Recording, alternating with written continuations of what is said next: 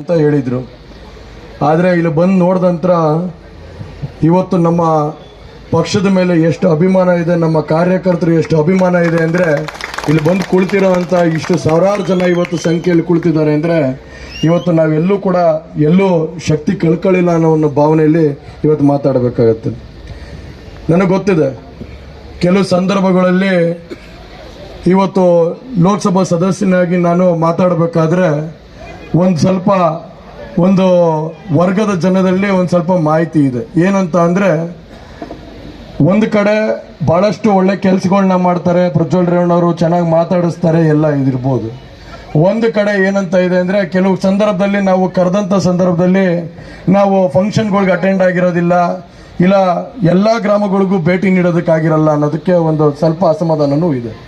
ನಾನು ಅದನ್ನು ಇಲ್ಲಿ ಸಂಪೂರ್ಣವಾಗಿ ಪ್ರಾಮಾಣಿಕವಾಗಿ ನಾನು ಅದನ್ನು ಕ್ಲಾರಿಫಿಕೇಶನ್ ಕೊಡಬೇಕಾಗತ್ತೆ. ಇವತ್ತು ಉದಾಹರಣೆ ಹೇಳಬೇಕು ಅಂದರೆ, ಮುಂದಿನ ತಿಂಗಳು 18ನೇ ತಾರೀಕು ನನಗೆ 18ನೇ ತಾರೀಕು ಸುಮಾರು ಏನಿಲ್ಲ ಅಂದರೂ ನನ್ನ ಇಡೀ ಜಿಲ್ಲೆಯಲ್ಲಿ 22 ಕಡೆ ದೇವಸ್ಥಾನ ಓಪನಿಂಗ್ ಇದೆ. 22 ಕಡೆ ದೇವಸ್ಥಾನ ಓಪನ್ ಆಗ್ತದೆ. ಕಟಾಯ ಇರ್ಬೋದು, ಅರ್ಕಲ್ಗೂಡು ಆಗ್ಬೋದು, ಇಲ್ಲ ಹಾಸನಲ್ಲಿರ್ಬೋದು, ನಮ್ಮ ಬೇಲೂರು ತಾಲೂಕಲ್ಲಿ 2, ಕಡೂರಲ್ಲಿ 4 ಇದೆ. ಹಿಂಗೆ ಎಲ್ಲ ಕಡೆ ಹೋಗಬೇಕು ಅಂದರೆ ಪ್ರಜ್ವಲ್ ರೇವಣ್ಣ ಒಬ್ಬನೇ ಓಡಾಡೋದಕ್ಕಾಗೋದಿಲ್ಲ. ನಾನು ಒಂದು ಸಂಸತ್ತಿನ ಕ್ಷೇತ್ರಕ್ಕೆ ಒಬ್ಬ ಸಂಸತ್ನಾಗಿರೋನು. ಸುಮಾರು 4898 ಹಳ್ಳಿಗಳು ಬರ್ತಾವೆ ನನಗೆ. 4898 ಹಳ್ಳಿಗಳಿಗೂ 5 ವರ್ಷದಲ್ಲಿ ಹೋಗು ಅಂದರೆ ಯಾರ ಕೈಲೂ ಸಾಧ್ಯವಾಗಲ್ಲ. ಇವತ್ತು ನನ್ನ ವಿಧಾನಸಭಾ ಕ್ಷೇತ್ರ ಅಲ್ಲ, ಇದು ಸಂಸತ್ ಸ್ಥಾನ ಇದು. ಹಾಗಾಗಿ ದಯವಿಟ್ಟು ಅದೊಂದು ಕೂಗಿತ್ತು, ನನಗೆ ಗೊತ್ತಿದೆ, ಆ ಒಂದು ವರ್ಗದಲ್ಲಿ ಕೂಗಿರ್ಬೋದು. ಆ ಥರ ಏನಾದ್ರು ಭಾವಿಸಿದ್ರೆ, ನಾನೆಲ್ಲೂ ಬರೋದಕ್ಕೆ ಇಷ್ಟಪಡೋದಿಲ್ಲ, ಬರೋದಕ್ಕಾಗೋದಿಲ್ಲ ಅನ್ನೋ ಭಾವ ಇದ್ರೆ ದಯವಿಟ್ಟು ಕ್ಷಮಿಸಬೇಕು ಅಂತ ಈ ತುಂಬದ ವೇದಿಕೆಯಲ್ಲಿ ನನ್ನ ಕಾರ್ಯಕರ್ತರ ಮುಖಂಡರ ಮುಖಾಂತರ ನಾನು ಕೇಳ್ಕೊತೀನಿ. ಯಾಕಂದರೆ ಇವತ್ತು ನನ್ನ ಮುಖಂಡರುಗಳು ಯಾವತ್ತೂ ಹೇಳ್ತಾ ಇರ್ತೀನಿ, ನನ್ನ ದೊಡ್ಡವರು ಯಾವಾಗಲೂ ಹೇಳ್ತಾ ಇರ್ತಾರೆ, ನಿನ್ಗೆ ಯಾರು ದೇವರಂತ ಕಾಣಿಸಿದ್ರೆ ಅದು ನಮ್ಮ ಕಾರ್ಯಕರ್ತರು ಅಂತ. ಹಾಗಾಗಿ ನನ್ನ ಕಾರ್ಯಕರ್ತರುಗಳ ಮುಂದೆ, ನನ್ನ ಮುಖಂಡರುಗಳ ಮುಂದೆ ನನ್ನ ನೋವುಗಳನ್ನಾಗಿರ್ಬೋದು, ಇಲ್ಲ ನನ್ನ ಕ್ಷಮಾಪಣೆಗಳನ್ನ ಕೇಳೋದ್ರಲ್ಲಿ ನಾನು ಯಾವುದೇ ರೀತಿ ಇಂಜರಿ ಅಂತ ಕೆಲಸ ಮಾಡಲ್ಲ, ನನ್ನ ಬೇಸರನೂ ಮಾಡ್ಕೊಳ್ಳೋ ಅಂತ ಕೆಲಸನ ಮಾಡೋದಿಲ್ಲ. ಆದರೆ ಒಂದು ವರ್ಗದಲ್ಲಿ ಯಾರೋ ಒಂದಷ್ಟು ಜನ ಕೇಳಿದ್ರು, ಪ್ರಜ್ವಲ್ ರೇವಣ್ಣ ಅವರ ಕೊಡುಗೆ ಏನು ಈ ಜಿಲ್ಲೆಗೆ ಅಂತ.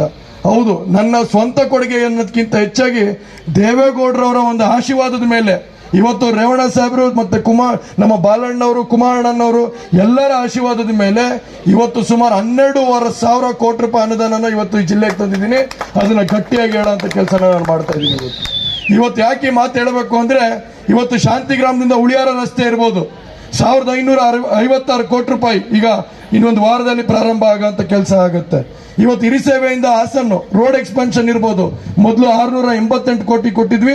ಆಮೇಲೆ ಬಾಲಣ್ಣವರ ಮತ್ತು ಅಲ್ಲಿನ ಜಾಗಗಳಲ್ಲಿ ಏನು ಬೇಡಿಕೆಗಳಿತ್ತು, ಹೆಚ್ಚಾಗಿ ಆರೋಪಿಗಳನ್ನ ಕೊಡಬೇಕು, ಯುವಪಿಗಳನ್ನ ಕೊಡಬೇಕು ಅಂತ ಹೆಚ್ಚಾಗಿ ಬೇಡಿಕೆಗಳಿತ್ತು. ನಾನೇ ಖುದ್ದಾಗಿ ಎಲ್ಲ ಕಡೆ ಭೇಟಿ ಮಾಡಿ ಮತ್ತೆ 386 ಕೋಟಿ ರೂಪಾಯಿ ಅನುದಾನ ಕೊಡುವಂಥ ಕೆಲಸನ ಮಾಡಿದೆ. ಅದಲ್ಲದೆ ಇವತ್ತು ಬೇಲೂರು ಮಾರ್ಗದಲ್ಲಿ, ಹಾಸನಿಂದ ಬೇಲೂರು ಮಾರ್ಗದಲ್ಲಿ, ಸಕಲೇಶ್ಪುರ ಮಾರ್ಗದಲ್ಲಿ ಚಿಕ್ಕಮಂಗ್ಳೂರಿಗೆ ಹೊಸ ರೈಲ್ವೆ ನಿಲ್ದಾಣ ಸುಮಾರು ಏನಿಲ್ಲ ಅಂದ್ರೆ 1956 ಕೋಟಿ ರೂಪಾಯಿ ಇವತ್ತು ಕೊಡುವಂಥ ಕೆಲಸನ ಮಾಡಿದ್ದೀವಿ.